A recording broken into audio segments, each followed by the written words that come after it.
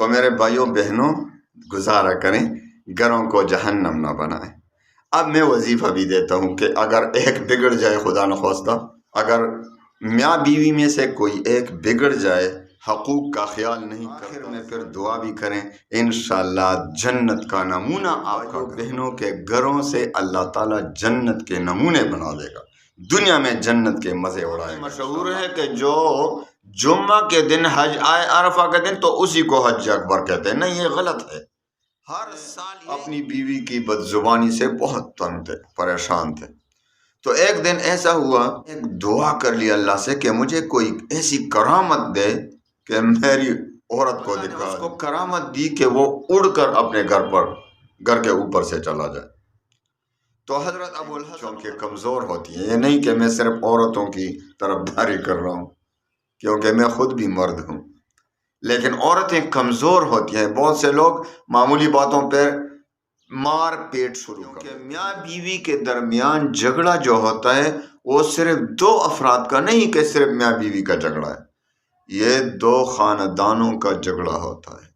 اس سے سارے خاندان میں لڑائیاں پھیلتی ہیں، سکون رہے گا، نہ اطمینان رہے گا، سارا گھر پریشان رہتا ہے، نہ اس گھر میں برکتیں آتی ہیں، ساری برکتیں اٹھ جاتی ہیں اس گھر سے جہاں جھگڑے ہوتے ہیں، کیونکہ میاں بیوی کے جھگڑے پر شیطان۔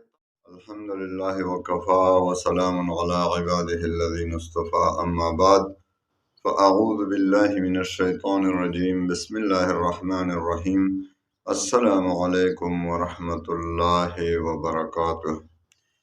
پیارے بھائیوں بہنوں، آج کل چونکہ حالات ایسے ہیں کہ مہنگائی ہے، ہر طرف پریشانی ہے، تو گھروں میں بھی سکون نہیں رہا۔ اکثر میاں بیوی کے درمیان جھگڑے ہوتے رہتے ہیں، کبھی کسی وجہ سے، کبھی کسی وجہ سے۔ مجھے بہت سے میسج میرے بھائی، میرے بہنیں میسج کرتی ہیں کہ محبت کے لیے کوئی ایسا عمل بتا دیجئے کہ ہمارا گھر جو ہے بالکل جہنم کا ٹکڑا بن گیا ہے۔ اور حقیقت بھی یہی ہے کہ جس گھر میں جھگڑے ہوتے ہیں میاں بیوی کے درمیان، خوشگوار زندگی نہیں ہوتی تو سکون کہاں سے آئے گا؟ میرے بھائیوں بہنوں، پہلے تو میں آپ کو ایک نصیحت کرتا ہوں وظیفے سے پہلے کہ اپنے اللہ کے لیے اپنے گھروں کو جہنم کا ٹکڑا نہ بنائیں۔ اس کا جب آپ میاں بیوی کے درمیان جھگڑے ہوتے ہیں تو اس کے اثرات، کتنے برے اثرات اپنے اولاد پر پڑتے ہیں، ان کا اولاد بھی اسی طرح پھر ہوگا، اور گھر میں نہ سکون رہے گا، نہ اطمینان رہے گا، سارا گھر پریشان رہتا ہے، نہ اس گھر میں برکتیں آتی ہیں، ساری برکتیں اٹھ جاتی ہیں اس گھر سے جہاں جھگڑے ہوتے ہیں، کیونکہ میاں بیوی کے جھگڑے پر شیطان کو بہت خوشی ہوتی ہے۔ میرے بھائیوں بہنوں، شیطان کو خوشی کا موقع نہ دیں۔ شیطان کو کبھی بھی، ابلیس کو خوشی کا موقع نہ دیں۔ وہ ہم پر خوش ہوتے ہیں جب ہم باہم جھگڑے کرتے ہیں، خصوصاً میاں بیوی کے درمیان۔ حدیث میں آتا ہے کہ شیطان جو ہے سمندر میں بہت بڑے تخت پر بیٹھا ہوتا ہے، اور ساری جو اولاد ہے وہ تو بیچتے ہیں کہ جاؤ لوگوں کو گمراہ کرو۔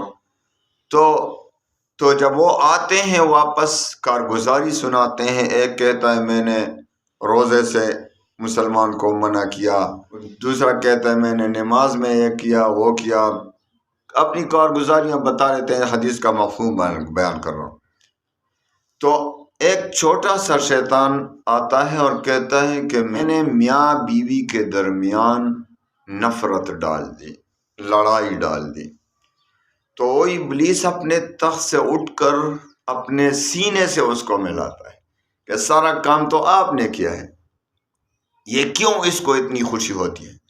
کیونکہ میاں بیوی کے درمیان جھگڑا جو ہوتا ہے وہ صرف دو افراد کا نہیں کہ صرف میاں بیوی کا جھگڑا ہے، یہ دو خاندانوں کا جھگڑا ہوتا ہے۔ اس سے سارے خاندان میں لڑائیاں پھیلتی ہیں، ساری دنیا میں لڑائیاں پھیلتی ہیں اس سے، میاں بیوی کے درمیان جھگڑا کرنے سے۔ تو وہ اتنی خوشی کیوں مناتا ہے؟ کیونکہ وہ جو عورت ہوتی ہے وہ اکیلی تو نہیں ہوتی، اس کے بھائی ہوں گے، اس کا باپ ہوگا، اس کے اپنے چچا ہوں گے، اپنے رشتہ دار ہوں گے، اور یہ جو آدمی ہے میاں ہے وہ بھی اکیلا تو نہیں، اس کے بھی بھائی ہیں، اس کا خاندان ہے، اس کا باپ ہے، اس کے رشتہ دار ہیں، اس کے چچا زاد بھائی ہیں، وغیرہ وغیرہ رشتے، تو دونوں کے درمیان لڑائی کھڑی ہو جاتی ہے، تو گویا کہ دو خاندانوں میں لڑائی کا آغاز ہو گیا۔ تو میرے بھائیوں بہنوں، سب سے پہلے میں آپ کو نصیحت کرتا ہوں کہ عورتوں کو بھی نصیحت کرتا ہوں کہ اپنے شوہر کی عزت کریں۔ اپنے شوہر کو معمولی باتوں پر، یہ زبان جو ہے نا، عورتوں کی اکثر زبان کی وجہ سے باہم جھگڑے کھڑے ہوتے ہیں۔ اگر یہ زبان قابو میں رکھیں تو انشاءاللہ سارے جھگڑوں کا حل اسی وقت ہو جاتا ہے۔ لیکن اگر عورت میں یہ کمزوری ہے ہی، زبان کی کمزوری، تو شوہر کو چاہیے، خاوند کو چاہیے، میاں کو چاہیے کہ وہ گزارا کرے، چھوٹی چھوٹی باتوں پر لڑ نہ پڑے، اپنے گھر کو برباد نہ کریں، اپنے بچوں کی خوشیوں کو برباد نہ کریں۔ اللہ کی سفارش بھی ہے، دیکھو عورتیں چونکہ کمزور ہوتی ہیں، یہ نہیں کہ میں صرف عورتوں کی طرفداری کر رہا ہوں، کیونکہ میں خود بھی مرد ہوں، لیکن عورتیں کمزور ہوتی ہیں۔ بہت سے لوگ معمولی باتوں پہ مار پیٹ شروع کر دیتے ہیں، یہ بہت سخت گناہ ہے۔ یہ کمزور ہیں، آپ اس کو مار دیں، اس کا بدلہ تو اللہ پھر لے گا، کیونکہ اللہ نے ان کی سفارش کی ہے، وَعَاشِرُوهُنَّ بِالْمَعْرُوفِ، وَعَاشِرُوهُنَّ بِالْمَعْرُوفِ، ان کے ساتھ اچھا معاملہ کرو، نرمی کا معاملہ کرو ان کے ساتھ، یہ کمزور ہیں۔ حضور پاک صلی اللہ علیہ وسلم نے بھی بارہا ان کی سفارش کی ہے، یہ کمزور ہیں، ان کے ساتھ اچھا سلوک کرنا ہے۔ اب جو اللہ اور رسول کی سفارش مانے گا تو ان سے کے ساتھ گزارا کرے گا۔ تو میرے بھائیوں بہنوں، اگر پھر بھی کوئی میاں بیوی میں سے ایک جو ہے ٹھیڑا ہو، ٹیڑے تو ہم سب ہیں، بات بات پہ ہم سے جو ہے نا ایسی باتیں نکل جاتی ہیں کہ وہ جھگڑوں کا سبب بنتی ہیں، لیکن تھوڑا سا اپنی زبان کو کنٹرول میں رکھیں۔ سارے جھگڑوں کا حل انہی سے، سارے جھگڑوں کا جو بڑے اسباب میں سے ایک ہے وہ زبان ہے۔ عورتیں زبان پر قابو نہیں رکھتی، بہت سے آپ جو ہے نا ساری زندگی خوشیوں میں رکھو اس عورت کو، عورتوں کو یہ عیب بھی بتا دیتا ہوں، ساری زندگی اس کو سونے چاندی میں ڈانپ کر رکھو، اور ایک دن ان پر جو ہے نا پیاس اور بھوک لگے، ان کو ایک ضرورت ہو، آپ نے پوری نہیں کی تو سارا زمین آسمان سر پر اٹھا لیتے ہیں، زمین و آسمان دونوں، کہ اس گھر میں ہم نے خوشی کب دیکھی ہے، میں تو جب سے آیا ہوں اس گھر میں آگ میں ہی پڑی ہوں۔ یہ ان کی باتیں ہوتی ہیں۔ یہ تو حدیث میں بھی آتا ہے کہ عورتیں میں نے بہت زیادہ دیکھی جہنم میں، اور اس کی ایک وجہ یہ ہے کہ وہ اپنے خاوندوں کی، اپنے شوہر، اپنے ہسبینڈ کی ناشکر ہوتی ہیں۔ ابو الحسن خرقانی رحمۃ اللہ علیہ بہت بڑے بزرگ تھے، وہ بھی اپنی بیوی کی بدزبانی سے بہت تنگ تھے، پریشان تھے۔ تو ایک دن ایسا ہوا کہ اس نے کہا کہ بھائی ایک دعا کر لی اللہ سے کہ مجھے کوئی ایسی کرامت دے کہ میری عورت کو دکھا دوں۔ تو اللہ نے اس کو کرامت دی کہ وہ اڑ کر اپنے گھر کے اوپر سے چلا جائے۔ تو حضرت ابو الحسن خرقانی رحمۃ اللہ علیہ اڑ کر اپنے گھر کے اوپر سے گزر رہے تھے، عورت نے دیکھا کوئی شخص اڑ کر جا رہا ہے، وہ بڑا بزرگ ہے۔ جب وہ واپس نیچے آئے تو گھر میں داخل ہوئے، تو داخل ہوتے ہی بیوی نے یہ سنانا شروع کیا، آپ بھی اپنے آپ کو حضرت کہتے ہیں، بزرگ کہتے ہیں، میں بزرگ ہوں، لوگ آتے ہیں یہ بزرگ ہے۔ بزرگ تو یہ تھا جو ابھی اڑ کر جا رہے تھے، ہمارے گھر کے اوپر سے گزر گئے۔ تو ابو الحسن حلقانی رحمۃ اللہ علیہ مسکرائے اور فرمایا او اللہ کی بندی وہ تو میں ہی تھا۔ تو عورت کیا کہنے لگی، اچھا مجھے بھی شک پڑا تھا، یہ آپ کے اوپر جو جھنڈا تھا نا وہ ٹھیڑا ٹھیڑا کر کے لے جا رہا تھا، تو میں سمجھا یہ آپ ہی ہیں، اچھا اس لیے آپ ٹیڑھے ٹیڑھے جا رہے تھے۔ تو کسی حال میں بھی بھائی تعریف کی تو ان سے امید نہ رکھو، جو اپنی خاوند کی تعریف کرے واقعی وہ تعریف کے قابل ہوگا پھر، کیونکہ وہ کسی حالت میں اپنے شوہر کی شکریہ ادا نہیں کرتی، دل سے معمولی باتوں پر بد زبانی کرتی ہیں۔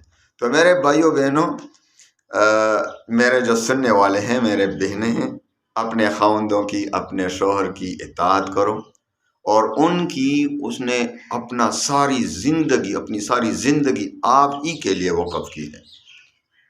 اور اب میرے بھائیوں کو کہتا ہوں، میرے بھائی یہ میری بہنیں ہیں، ان کی ذرا احتیاط سے پرورش کرو، یہ بہت کمزور ہیں، اس کو مار پیٹ سے بالکل صحیح نہیں کرو گے، کوئی بھی نہیں کر سکے گا۔ حضرت عمر فاروق رضی اللہ عنہ کے دور میں دیکھو، ایک صحابی تھے جو اپنی بیوی کے زبان سے بہت تنگ تھے، پریشانی تھی، تو اس نے ایک مرتبہ سوچا کہ جا کر یار میں امیر المومنین حضرت عمر فاروق رضی اللہ عنہ سے مشورہ کرتا ہوں کہ کیا کروں اس کے بارے میں۔ تو آئے، کیونکہ حضرت عمر فاروق رضی اللہ عنہ تو بہت تیز اور بہت جلالی صحابی تھے، وہ تو ہاتھ میں کوڑا لیے پھرتے تھے، لوگوں کو یوں ٹھیک کرتے تھے۔ بہت سے بادشاہ اپنے بڑے بڑے محلات میں حضرت عمر فاروق کا نام سن کر ڈرتے تھے۔ ایک بادشاہ نے 40,000 چوکیدار مقرر کیے تھے اپنے ارد گرد محل سے، کہ حضرت عمر فاروق سے ڈرتے تھے حملہ نہ کر جائے، حملہ نہ کرے ہم پر۔ تو حضرت عمر فاروق رضی اللہ عنہ کا نام سن کر شیطان بھی ڈرتا تھا۔ حضرت عمر فاروق رضی اللہ عنہ جب گلیوں سے گزرتے تھے تو شیطان بھاگتا تھا، لیکن صحابی آئے کہ حضرت عمر فاروق سے کچھ مشورہ کروں بیوی کے متعلق۔ تو جب وہ آیا گھر کے قریب تو اندر سے کانوں میں شور کی آوازیں پڑ رہی تھی، حضرت عمر فاروق رضی اللہ عنہ کی بیوی تیز تیز بول رہی تھی، عمر فاروق رضی اللہ عنہ خاموشی سے سن رہا ہے۔ صحابی دل میں کہنے لگے یار یہاں تو معاملہ اور بھی خراب ہے، چلو واپس چلتے، میں تو علاج کے لیے آیا تھا لیکن یہاں بھی یہی حالت۔ تو واپس جانے لگے، اسی اثنا میں حضرت عمر فاروق باہر نکل آئے، اس نے صحابی کو دیکھا تو کہا فلاں کہاں جا رہے ہو، کیوں آئے تھے؟ تو صحابی نے کہا امیر المومنین میں تو ایک مشورے کے لیے آیا تھا، لیکن یہاں آیا تو دیکھا کہ وہ یہاں حالات ان سے بھی زیادہ خراب ہیں۔